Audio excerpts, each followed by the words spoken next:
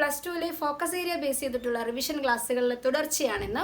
ഇന്ന് നമ്മൾ biology especially ബോട്ടണിയിലെ സെക്കൻഡ് ചാപ്റ്ററായ sexual reproduction in flowering plants ആണ് എടുക്കുന്നത്. ക്ലാസ്സുകൾ കാണുന്ന എല്ലാ കുട്ടികളും ഒരു ബുക്കും അതുപോലെ പെന്നും എടുക്കുക. ഇതിലെ നോട്ടുകളും ഡയഗ്രാംസും ഡെഫിനിഷൻസും നോട്ട് ചെയ്യുക. ഇത് നിങ്ങൾക്ക് എക്സാം ടൈമിൽ റിവിഷൻ്റെ സമയത്ത് ഹെൽപ്ഫുള്ളായിരിക്കും.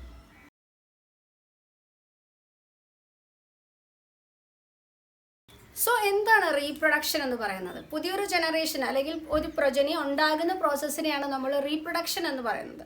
എല്ലാ കേസിലും സെക്ഷൽ റീപ്രൊഡക്ഷൻ തന്നെ നടക്കണമെന്ന് നിർബന്ധമില്ല. ബോട്ടണിയുടെ ഫസ്റ്റ് ചാപ്റ്റർ നിങ്ങൾ പഠിക്കുന്നത് 2 തരത്തിലുള്ള റീപ്രൊഡക്ഷൻ ഉണ്ട്, സെക്ഷൽ ആൻഡ് അസെക്ഷൽ റീപ്രൊഡക്ഷൻ ഉണ്ട് എന്നൊക്കെയാണ് അല്ലേ.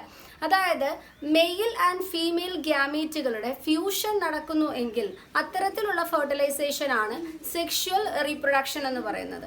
ഇനി മെയിൽ ആൻഡ് ഫീമെയിൽ ഗ്യാമീറ്റുകളുടെ ഫ്യൂഷൻ നടക്കുന്നില്ല, പുതിയ പ്രൊജനി അല്ലാതെ തന്നെ ഉണ്ടാകുന്നു, ഇത്തരത്തിലുള്ള കേസുകളെയാണ് അസെക്ഷൽ റീപ്രൊഡക്ഷൻ എന്ന് പറയാം.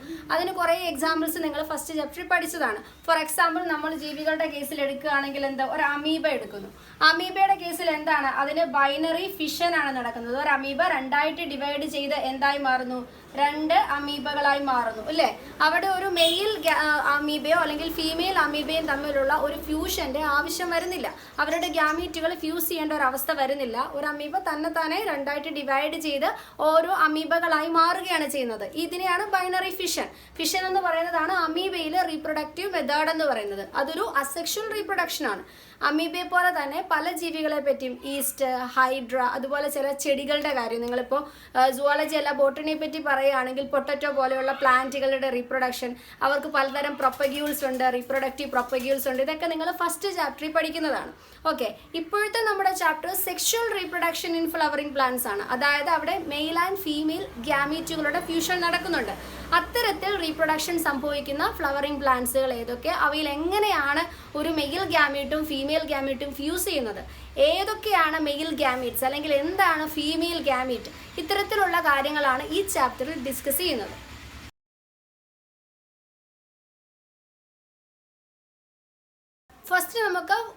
ഫസ്റ്റ് നമുക്ക് മെയിൽ പാർട്ട്, ഒരു പ്ലാന്റിന്റെ മെയിൽ പാർട്ട് ഏതാണെന്ന് നോക്കാം. സ്റ്റേമൻ എന്ന് പറയുന്നതാണ് മെയിൽ പാർട്ട് എന്ന് പറയുന്നത്. സ്റ്റേമൻ ആണ് ഒരു ഫ്ലവറിംഗ് പ്ലാന്റിന്റെ മെയിൽ പാർട്ട് എന്ന് പറയുന്നത് സ്റ്റേമൻ ആണ്. സ്റ്റേമൻ എന്ന് പറയുമ്പോൾ അതെന്ന് വെച്ചാൽ ഒരു ഫിലമെന്റ് അറ്റത്തിൽ ബൈലോബ്ഡ് ആയിട്ടുള്ള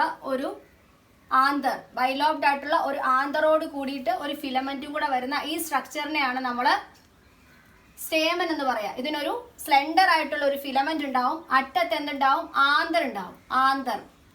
ആന്തർ സോ ഒരു സ്ലെൻഡർ ആയിട്ടുള്ള ഒരു ഫിലമെന്റും അതിനറ്റത്ത് ഒരു ബൈലോബ്ഡ് ആയിട്ടുള്ള ഒരു ആന്തറും വരുന്ന സ്ട്രക്ചറാണ് സ്റ്റേമൻ എന്ന് പറയുന്നത്. ഇതാണ് മെയിൽ റീപ്രൊഡക്റ്റീവ് പാർട്ട് എന്ന് പറയുന്നത് ഒരു ഫ്ലവറിംഗ് പ്ലാന്റിൽ. ഇപ്പം ചെമ്പരത്തിയൊക്കെ എടുത്തു കഴിഞ്ഞാൽ നിങ്ങൾക്ക് കാണാം അതിൻ്റെ നടുക്കൂടി ഇങ്ങനെ ഒരു ഫിലമെന്റ് പോലെ പോയിട്ട് അറ്റത്ത് ഒരു ബൈലോബ്ഡ് ആയിട്ട് കാണാൻ സാധിക്കും. ടിപ്പിക്കൽ ആൻജിയോസ്പേംസിലാണ് ഈ ബൈലോബ്ഡ് ആയിട്ടുള്ള ഈ തരത്തിലുള്ള ആന്തർ കാണുന്നത്. ആൻജിയോസ്പേംസിൽ മിക്കതിലും എന്തായിരിക്കും, ബൈലോബ്ഡ് ആയിരിക്കും. ഇനി ഈ ആന്തർ ബൈലോബ്ഡ് ആണെന്ന് പറഞ്ഞു ഇല്ല, ഞാൻ ബൈലോബ്ഡ് ആണ്, ഇതുപോലെ 2 ലോബുകൾ ഉണ്ടെന്ന് ഞാൻ പറഞ്ഞു. ഇനി ഈ ഓരോ ലോബുകളും എടുക്കുകയാണെന്നുണ്ടെങ്കിൽ ഇപ്പൊ ഞാനൊരു ക്രോസ് സെക്ഷൻ വരയ്ക്കാന്ന് വിചാരിക്കുക, ക്രോസ് സെക്ഷൻ വരയ്ക്കുന്നു വിചാരിക്കുക. ഈ ഓരോ ലോബിലും ഓരോ തീക്ക അല്ലെങ്കിൽ ഓരോ മൈക്രോസ്പൊറാഞ്ചിയം നിങ്ങൾക്ക് കാണാൻ സാധിക്കും. ഈ ഒരു ഇതിനെ ഇങ്ങനെ നടുവേ ഛേദിക്കുന്ന ഒരു പിക്ചറാണ് ഞാനിവിടെ നൽകിയിരിക്കുന്നത്. സോ 2 ലോബുകളാണ് ഒരു ആന്തറിനുള്ളത്. ഓരോ ലോബിലും 2 തീക്ക വീതം, 2 ക്യാവിറ്റീസ്, 2 മൈക്രോസ്പൊറാഞ്ചിയ വീതമുണ്ട്. സോ ടോട്ടൽ എത്ര വരും, 2 സൈഡിലുമായിട്ട് 4 തീക്ക അല്ലെ. 2 ലോബ്ഡ് അതുപോലെ തന്നെ 4 തീക്കകളുമുള്ള ഒരു സ്ട്രക്ചറാണ് ആന്തർ എന്ന് പറയുന്നത്. So mail reproductive part of the flowering plant ആണ് സ്റ്റേമൻ എന്ന് പറയുന്നത്. സ്റ്റേമൻ ഒരു ഫിലമെന്റ് ഉണ്ട്, ഫിലമെന്റിന്റെ അറ്റത്ത് എന്തുണ്ട്, ബൈലോബ്ഡ് ആയിട്ടുള്ള ഒരു ആന്തർ ഉണ്ട്. യൂഷ്വലി അല്ലെങ്കിൽ ടിപ്പിക്കലായിട്ട് ആൻജിയോസ്പേംസിൽ എന്താണ്, ബൈലോബ്ഡ് ആയിട്ട് 2 ലോബുകളോട് കൂടിയ ആന്തറുകളാണ് കാണപ്പെടുന്നത്. ഇനി ആന്തറിന്റെ തന്നെ ആ സ്ട്രക്ചർ, അറ്റത്ത് കാണുന്ന ആ ബൈലോബ്ഡ് ആയിട്ടുള്ള ആ സ്ട്രക്ചറിന്റെ ഒരു നടുകയുള്ള ഛേദ നമ്മൾ പരിശോധിച്ചു കഴിഞ്ഞാൽ അതിന് 2 ലോബുകൾ മാത്രമല്ല, ഓരോ ലോബിലും എന്തുണ്ട്, 2 തീക്കകൾ വീതമുണ്ട് അല്ലെ.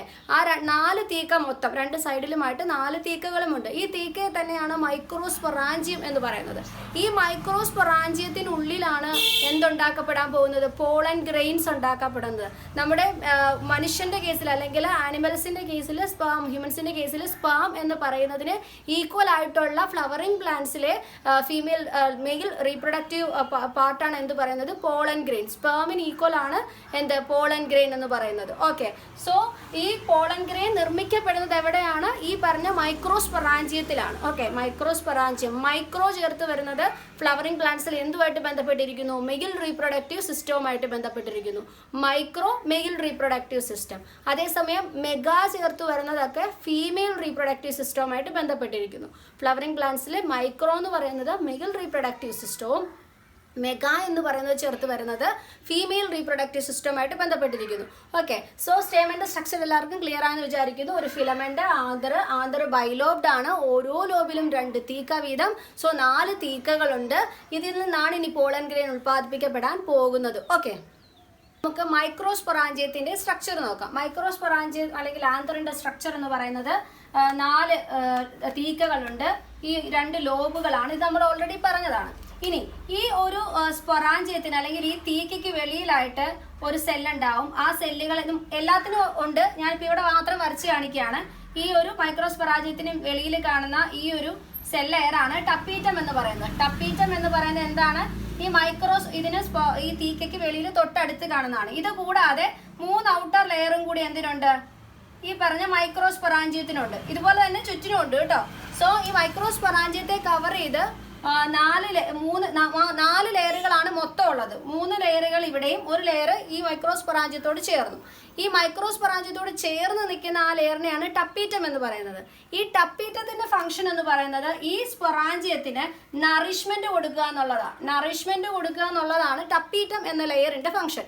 ബാക്കി 3 ലെയറുകളും എന്താണ്? പ്രൊട്ടക്റ്റീവ് ആക്ഷൻ ആണ്. പ്രൊട്ടക്റ്റീവ് ലെയറുകളായിട്ടാണ് ബാക്കി 3 ലെയറുകൾ ആക്ട് ചെയ്യുന്നത്. ടപ്പീറ്റം നറിഷ്മെന്റ് കൊടുക്കുകയാണ്. എന്തിനു വേണ്ടിയുള്ള നറിഷ്മെന്റ്? ഈ മൈക്രോസ്പൊറാഞ്ചിയത്തിനുള്ളിലാണ് എന്തുണ്ടാകാൻ പോകുന്നത്? പോളൻ ഗ്രെയിൻ ഉണ്ടാകാൻ പോകുന്നത്. സോ ഈ ഡെവലപ്പ് ചെയ്യാൻ പോകുന്ന പോളൻ ഗ്രെയിന് വേണ്ട നറിഷ്മെന്റ് ആരാണ് കൊടുക്കുക? ടപ്പീറ്റം ലെയർ ആണ് കൊടുക്കുക. ബാക്കി 3 ലെയറുകൾ പ്രൊട്ടക്റ്റീവ് ഫംഗ്ഷൻ ചെയ്യുന്നു. സോ ഈ പറഞ്ഞ ഇതെന്താണ്?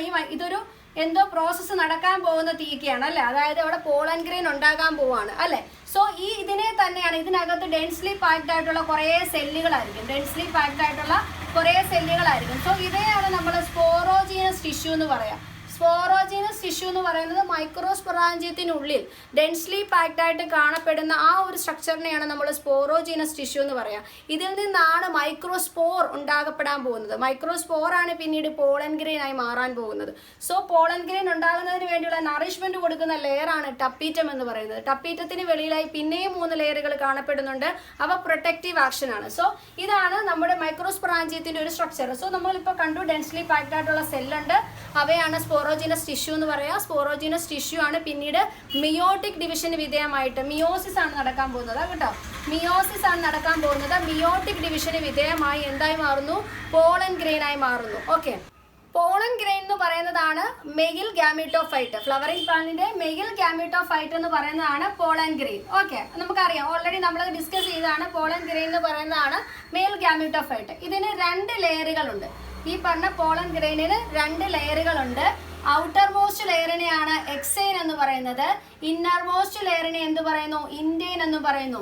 ഈ പോളൻ ഗ്രെയിൻ എന്ന് പറയുന്നത് മെയിൽ ഗാമീറ്റോഫൈറ്റ് ആണ് ഫ്ലവറിംഗ് പ്ലാന്റിന്റെ. ഇതിന് 2 ലെയറുകളുണ്ട്. ഔട്ടർ ലെയറിനെ എക്സൈൻ എന്നും ഇന്നർ ലെയറിനെ ഇൻഡെയിൻ എന്നും പറയുന്നു. എക്സൈൻ എന്ന ലെയറിനെ കുറിച്ച് പറയുകയാണെങ്കിൽ എക്സൈൻ ഔട്ടർ മോസ്റ്റ് ലെയർ ആണെന്ന് പറഞ്ഞു. ഒപ്പം തന്നെ എക്സൈൻ ഉണ്ടാക്കപ്പെട്ടിരിക്കുന്നത് സ്പോറോപൊളിനിൻ എന്ന് പറയുന്ന മെറ്റീരിയൽ കൊണ്ടാണ്. എക്സൈൻ ലെയർ ഉണ്ടാക്കപ്പെട്ടിരിക്കുന്നത്. പോളൻ ഗ്രെയിനിന്റെ ഔട്ടർ മോസ്റ്റ് ലെയർ ആണ് എക്സൈൻ. എക്സൈൻ ഉണ്ടാക്കപ്പെട്ടിരിക്കുന്നത് സ്പോറോപൊളിനിൻ എന്ന് പറയുന്ന മെറ്റീരിയലാണ്. ഈ സ്പോറോപൊളിനിൻ എന്ന് പറയുന്ന മെറ്റീരിയലിന് ചില പ്രത്യേകതകളുണ്ട്. ഇതുവരെ കണ്ടെത്തിയതിൽ മോസ്റ്റ് റെസിസ്റ്റന്റ് ആയിട്ടുള്ള ഓർഗാനിക് മാറ്റർ ആണ് സ്പോറോപൊളിനിൻ. അതുകൊണ്ട് തന്നെ അതിനെന്താണ് ഹൈ ടെമ്പറേച്ചർ അല്ലെങ്കിൽ ആസിഡ് ആൽക്കലി എല്ലാത്തിലും എന്ത് ചെയ്യാൻ വിത്ത്സ്റ്റാൻഡ് ചെയ്യാൻ പറ്റുന്നു. അവിടെയൊക്കെ ഇത് വിത്ത്സ്റ്റാൻഡ് ചെയ്യുന്ന ഹൈ ടെമ്പറേച്ചറിലും ആസിഡ്സിലും ആൽക്കലൈറ്റ്സിലും ഒക്കെ വിത്ത്സ്റ്റാൻഡ് ചെയ്യുന്ന മെറ്റീരിയലാണ് സ്പോറോപൊളിനിൻ. അതുപോലെ എൻസൈമുകൾ, മിക്ക എൻസൈമുകളും അല്ലെങ്കിൽ ഒരു എൻസൈമുകളും സ്പോറോപൊളിനിനെ ഡീഗ്രേഡ് ചെയ്യുന്നില്ല, അത്ര പെട്ടെന്നൊന്നും നശിക്കുന്നില്ല. ഫോസിൽസിലൊക്കെ നമുക്ക് സ്പോറോപൊളിനിൻ കിട്ടുന്നതാണ്. ഈ പ്ലാന്റ്സിന്റെയൊക്കെ ഫോസിൽസ് എടുത്താൽ അതിൽ എന്തുണ്ടാവും? സ്പോറോപൊളിനിൻ ഉണ്ടാവും. കാരണം എൻസൈമുകൾ അതിനെ ഡീഗ്രേഡ് ചെയ്യുന്നില്ല. ഹൈ ടെമ്പറേച്ചറോ ആൽക്കലിയോ ആസിഡോ ഒന്നും അതിനെ നശിപ്പിക്കുന്നില്ല. ഇതുവരെ കണ്ടെത്തിയിൽ വെച്ച് ഹൈലി റെസിസ്റ്റന്റ് ആയിട്ടുള്ള ഓർഗാനിക് മെറ്റീരിയൽ ആണ് എന്താ? സ്പോറോപൊളിനിൻ. ഈ പറഞ്ഞ സ്പോറോപൊളിനിൻ കൊണ്ടാണ് പോളൻ ഗ്രെയിൻ്റെ ഔട്ടർ ലെയറായ എക്സൈൻ ഉണ്ടാക്കിയിരിക്കുന്നത്. ഇത് എന്തുകൊണ്ടായിരിക്കും? കാരണം ഒരു ഫ്ലവറിംഗ് പ്ലാന്റിൽ നിന്ന് ആ പൂമ്പൊടിയെ കൊണ്ടുപോകുന്ന ചിത്രശലഭമോ അല്ലെങ്കിൽ കാറ്റോ അങ്ങനെ ഏതെങ്കിലും ഒക്കെ സോഴ്സിലൂടെ ഈ പൂമ്പൊടി മറ്റൊരു പ്ലാന്റിൽ എത്തണം അല്ലേ? അപ്പം മറ്റൊരു പ്ലാന്റിൽ എത്തുമ്പോൾ ആ പോകുന്ന വഴിക്ക് അല്ലെങ്കിൽ അത് പലയിടത്തും വീണ് പോകുന്നുണ്ടാവാം. സോ ഇങ്ങനെ വേറൊരു പ്ലാന്റിലോട്ട് ചെല്ലേണ്ട പൂമ്പൊടി ഈ യാത്രയിലോ അല്ലെങ്കിൽ എത്തിക്കഴിഞ്ഞോ ഇതിന് ഒന്നും സംഭവിക്കാൻ പാടില്ല. ഇത് നല്ല വയബിൾ ആയിട്ട് തന്നെ അടുത്ത ഫീമെയിൽ പ്ലാന്റിൽ എത്തിയാൽ മാത്രമേ ഈ സെക്ഷൽ റീപ്രൊഡക്ഷൻ നടക്കുകയുള്ളൂ. സോ അതിൻ്റെ വയബിലിറ്റി കീപ്പ് ചെയ്യുന്നത് കൊണ്ടാണ് നേച്ചർ ഇങ്ങനെ ഒരു ഗുണം അതിന് കൊടുത്തിരിക്കുന്നത്. ഇതിന് ഇത്രയും പ്രൊട്ടക്റ്റീവ് ആയിട്ടൊരു ലെയർ ഉള്ളത് കൊണ്ട് തന്നെ അതിന് പ്രശ്നങ്ങളൊന്നും ഇല്ലാതെ അടുത്ത പ്ലാന്റിലോട്ട് എത്താൻ പറ്റുന്നു. ഇന്ത്യൻ ലെയറിന്റെ കാര്യം എടുത്താൽ ഇന്നർ മോസ്റ്റ് അല്ലെ, പോളൻ ഗ്രെയിൻ്റെ ഇന്നർ ലെയർ ആണ് ഇന്ത്യൻ എന്ന് പറയുന്നത്, ഇന്ത്യൻ സെല്ലുകൾ. സോ ഇന്ത്യൻ ഉണ്ടാക്കിയിരിക്കുന്നത് സെല്ലുലോസും പെക്റ്റിനും കൊണ്ടാണ്. ഓക്കെ, സെല്ലുലോസ് പെക്റ്റിൻ ഇവ രണ്ടും കൊണ്ടാണ് ഇന്ത്യൻ ലെയർ ഉണ്ടാക്കിയിരിക്കുന്നത്. ഇന്ത്യന് വെള്ളയിലായിട്ടാണ് എക്സൈൻ കാണപ്പെടുക. എക്സൈൻ കവർ ചെയ്തിരിക്കുന്നത് സ്പോറോപൊളിനിൻ ആണെന്ന് പറഞ്ഞു. പക്ഷേ ഈ ഔട്ടർ ലെയറിൽ തന്നെ ചില ഏരിയയിൽ ഈ സ്പോറോപൊളിനിൻ എക്സൈനിൽ ആബ്സെന്റ് ആയിരിക്കും. ആ ഒരു ഏരിയനെയാണ് നമ്മൾ ജാം പോർ എന്ന് പറയുക. ജാം പോർ എന്ന് പറയുന്നത് എക്സൈനകത്ത് എന്തില്ല? നമ്മുടെ സ്പോറോപൊളിനിൻ ആബ്സെന്റ് ആയിട്ടുള്ള ഏരിയ ആണ് എന്ത്? ജാം പോർ എന്ന് പറയുക. നമ്മുടെ എക്സൈൻ ലെയറിലാണ് ജേംപോർ കാണപ്പെടുക. ജേംപോർ എന്ന് പറയുന്നത് ആ ലെയറിലെ സ്പോറോപൊളിനിൻ ആബ്സെന്റ് ആയിട്ടുള്ള ഏരിയ ആണ് ജംപോർ എന്ന് പറയുക. ഈ ജാംപോറിലൂടെയാണ് പോളൻ ട്യൂബ് റിലീസ് ചെയ്യാൻ പോകുന്നത്. പോളൻ ട്യൂബ് എന്താണെന്ന് എല്ലാവർക്കും അറിയാലോ. അതായത് നമ്മൾ പോളിനേഷൻ നടന്നു എത്തുന്ന പോളൻ ഗ്രെയിൻ ഫീമെയിൽ റീപ്രൊഡക്റ്റീവ് ട്രാക്കിലോട്ട് കയറുന്ന ഒരു പ്രോസസ്സ്. ഇൻസെമിനേഷൻ എന്ന് പറയുമ്പോൾ നമ്മൾ ഹ്യൂമൻസിൽ ഇൻസെമിനേഷൻ എന്ന് പറയുന്ന പോലെ അതിനോട് താരതമ്യപ്പെടുത്താവുന്ന പ്രോസസ്സാണ് എന്താ? പോളൻ ട്യൂബിന്റെ റിലീസ്. ഈ പോളൻ ട്യൂബ് റിലീസ് ചെയ്യപ്പെടുന്നത് എന്ത് വഴിയാണ്? ജാംപോറിലൂടെയാണ്. ഓക്കെ, സോ ആ ജാംപോറിലൂടെ കടന്ന് പോളൻ ട്യൂബ് വഴിയാണ് പോളൻ ഗ്രെയിൻ ഫീമെയിൽ റീപ്രൊഡക്റ്റീവ് ട്രാക്കിലോട്ട് കയറാൻ പോകുന്നത്. ഓക്കെ, അപ്പോൾ ഇത്രയുമാണ് ഇന്നത്തെ ക്ലാസ്സിൽ കവർ ചെയ്യാൻ ഉദ്ദേശിക്കുന്നത്. ഇന്ന് നമ്മൾ നോക്കിയത് mail reproductive track in flowering plants ആണ് നോക്കിയത്. ഇനി ഈ ചാപ്റ്ററിൽ നിങ്ങൾക്ക് പഠിക്കാനുള്ളത് എന്താണ്? ഇനി മെഗാസ്പൊറാഞ്ചിയം ഫീമെയിൽ പാർട്ട് പഠിക്കണം. അതുപോലെ ഫെർട്ടിലൈസേഷൻ എങ്ങനെയാണ് നടക്കുന്നത്, അവിടെ ഉണ്ടാകുന്ന ഡെവലപ്മെന്റ് എന്തൊക്കെയാണ്, ഫ്രൂട്ട് എന്താണ്, സീഡ് എന്താണ്, സീഡിന്റെ ഡെവലപ്മെന്റ്, ഇത്തരത്തിലുള്ള കാര്യങ്ങളാണ് ഈ ചാപ്റ്ററിൽ ഡിസ്കസ് ചെയ്യുന്നത്. ഈ ക്ലാസ്സുകൾ കാണുമ്പോൾ നിങ്ങൾ ഈ ചാപ്റ്ററിൻ്റെ ആദ്യ വീഡിയോ തൊട്ട് എൻഡ് വരെ തുടർച്ചയായിട്ട് കാണുവാൻ ശ്രമിക്കുക. എങ്കിൽ മാത്രമേ നിങ്ങൾക്ക് കണ്ടിന്യൂഷൻ കിട്ടുകയുള്ളൂ. ചാപ്റ്ററുകൾ കംപ്ലീറ്റ് ചെയ്യാൻ ശ്രമിക്കുക. ഓക്കെ, വീഡിയോസ് എല്ലാവർക്കും യൂസ്ഫുൾ ആവുന്നു എന്ന് തന്നെ വിചാരിക്കുന്നു. വീണ്ടും മറ്റൊരു വീഡിയോയിലൂടെ കാണാം.